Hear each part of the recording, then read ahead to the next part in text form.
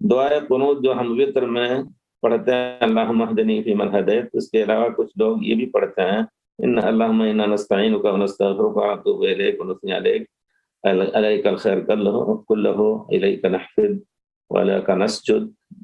یہ بھی دعا ثابت ہے پیارے رسول صلی اللہ علیہ وسلم سے، کئی قسم کی دعائیں ہیں، یہ دونوں زیادہ مشہور ہیں، ان کو آپ یاد کر لیں اور پڑھنا چاہیں تو پڑھیں۔ اور پیارے رسول کبھی، جہاں تک علماء کا کہنا ہے کہ اگر پیارے رسول سے ایک مسئلے میں دو قسم کی سنت ثابت ہو تو دونوں پر کبھی عمل کر لینا چاہیے، کبھی اس پر کبھی اس پر۔ اور مذہب کے پابند لوگوں کا طریقہ اس کے خلاف ہوتا ہے۔ اگر امام صاحب نے ایک ہی طریقہ اختیار کیا ہے تو دوسرے کو بہت سختی سے وہ رفض اور ریفیوز، اس کا انکار کرتے ہیں۔ تو یہ چیز بہرحال شرعی نہیں ہے۔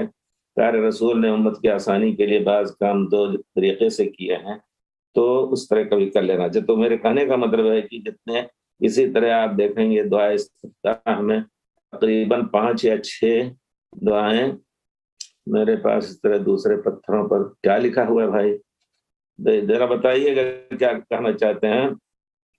تو یعنی 6 یا 7 قسم کی دعائیں دعائے استفتاح ہیں، ان میں سے کسی کو بھی پڑھا جا سکتا ہے۔